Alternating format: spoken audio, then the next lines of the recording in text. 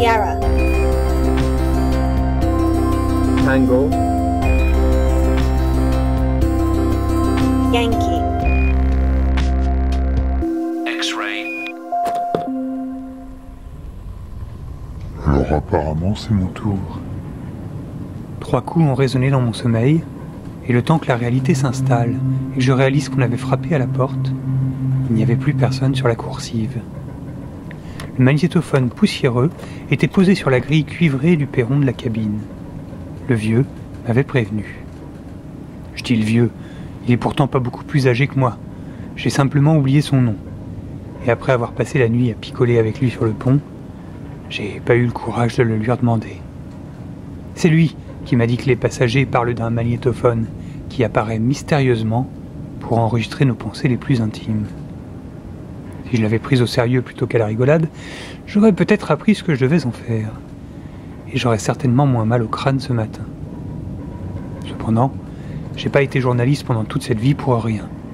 Et pour une fois que ça peut me servir, autant en profiter pour enquêter tout en tenant une sorte de journal de bord.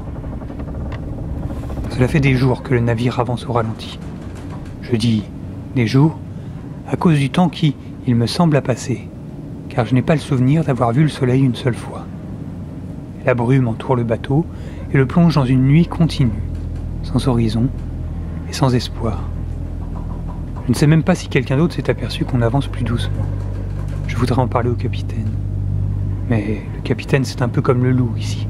Tout le monde l'a vu, mais personne ne sait où il est. Le loup de mer. Tous les passagers ont aimé son discours lors de l'embarquement, mais personne ne se souvient d'un seul des mots qui y ait été prononcés. On l'a vu de dos, sur une coursive, se dirigeant d'un pas lourd vers la passerelle, ou bien sur le pont un jour de pluie, enveloppé de son grand imperméable bleu nuit, sa barbe massive et sa casquette faisant disparaître son visage dans les ténèbres. Personne ne l'a approché, personne ne lui a parlé. Pourquoi est-ce qu'il me parlerait, à moi ? Je suppose qu'il est trop occupé pour discuter avec les passagers. Et même s'il le faisait, je ne serais pas pour répondre aux questions idiotes d'un agaçant journaliste qui pense que le bateau avance moins vite. En plus, je n'ai aucune preuve. La seule chose qui me fait penser qu'on a ralenti, ce sont les nausées qui me reviennent. Je sens le bateau bouger dans les 4 dimensions. En me basant sur mes piètres connaissances sur les navires de croisière, j'en suis venu à imaginer qu'en ralentissant la vitesse du bateau, les stabilisateurs n'arrivaient pas à en compenser le roulis et le tangage. En tout cas, ils sont de plus en plus forts, si j'en crois mon oreille interne. Ah, petit-déj.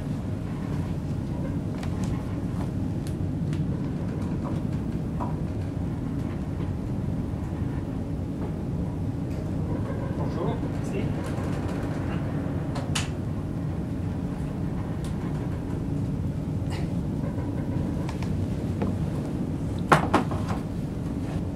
Comme chaque matin, le petit déjeuner est apporté par un marin en bâchi.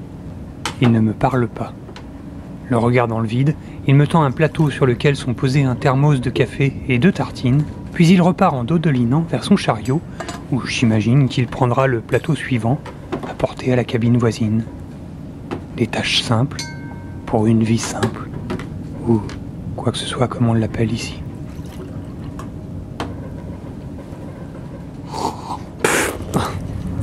L'odeur du café m'écœure encore ce matin. Une simple gorgée me fait ressentir le roulis encore plus fort. C'est comme si je devais forcer sur les jambes pour rester en équilibre tellement je sens le navire secouer de bâbord à tribord. Oh, juste de dire ces mots.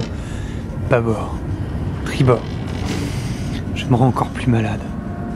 Je dois sortir à l'air libre, respirer, je dois y retourner. Il y a quelques jours, alors que la nausée m'envahissait pour la première fois, j'ai suivi le marin qui distribue les repas. Il a ouvert une écoutille et y a disparu. Quand je l'ai ouverte à mon tour, elle était vide et une longue échelle s'enfonçait dans les entrailles du navire. Malgré les consignes strictes qui sont affichées sur les murs de ma cabine, je l'ai empruntée. Pour chaque échelon que je descendais, la nausée semblait s'évaporer un peu plus. Je dois y retourner. Je sors sur la coursive extérieure qui surplombe l'océan. Les embruns qui me calmaient il y a peu ne font plus que m'agresser de leur humidité moite. J'accélère le pas et essaie d'être aussi discret qu'on peut l'être lorsque l'on se trimballe un enregistreur de 3 kilos sous le bras. Une jeune femme, que j'ai déjà croisée il y a quelques jours, m'observe depuis un transat. J'ai l'impression qu'elle a vu le magnétophone. Elle semble vouloir s'adresser à moi. Une cloche résonne plus loin sur le navire. Elle hésite, attrape son sac, se lève, puis s'éloigne dans la direction du bruit. J'aurais aimé lui parler. Bon, voilà l'écoutille interdite. La dernière fois, je ne suis descendu que de quelques mètres. Mais aujourd'hui, je compte bien essayer d'atteindre les lueurs qui brillaient en contrebas. J'ai toujours été malade pendant les voyages. Toujours. Ça me rappelle cette fois où j'étais allé chez ce nouveau docteur pour en parler. Arrivé au cabinet, une jeune femme m'accueille. Je lui dis « Bonjour, docteur, j'ai mal au cœur ». Elle me répond « Je suis pas le docteur, je suis sa secrétaire. Mais le docteur va arriver ». J'étais sorti de mes gonds. Sa secrétaire. Sa secrétaire. Alors je suppose qu'il s'agit de ce genre de cabinet où le médecin a une secrétaire. J'avais tout envoyé valser, tiens. Les papiers sur son bureau, les ordonnances, Je m'énerve. Pardon, je m'énerve. C'est à double tranchant. Plus je m'enfonce dans les profondeurs du navire, plus la nausée diminue, oui, mais plus les souvenirs reviennent. Et la culpabilité me ronge. Je me rappelle ce que je fais ici et pourquoi je suis là. J'ai pas envie de parler de ça. Pas aujourd'hui. Plus tard, si le magnétophone me revient. Je continue ma longue descente. Je ne sais plus si cela fait quelques minutes ou plusieurs heures que les barreaux de l'échelle sont devenus de courtes marches métalliques qui continuent à plonger vers le bruit des machines. C'est à la fois assourdissant et reposant. Je pense que je vais m'arrêter ici, sur ce palier. Le son des moteurs est encore calfeutré et leur vrombissement résonne comme un bourdonnement léger qui me berce doucement. Ces vieux sacs de toile me serviront de paillasse. Je suis ici chez moi. Jamais plus. Je ne veux remonter.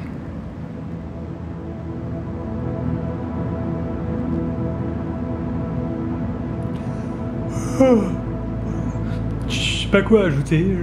Je sais même pas ce que je dois faire du magnétophone. Il n'était pas fourni avec un mode d'emploi. Est-ce que c'est à moi de le déposer devant la cabine de quelqu'un? Est-ce qu'il trouvera son chemin tout seul? Qu'est-ce que je raconte? Qu'est-ce qu'on finit par raconter, seul, face à une bande magnétique vide?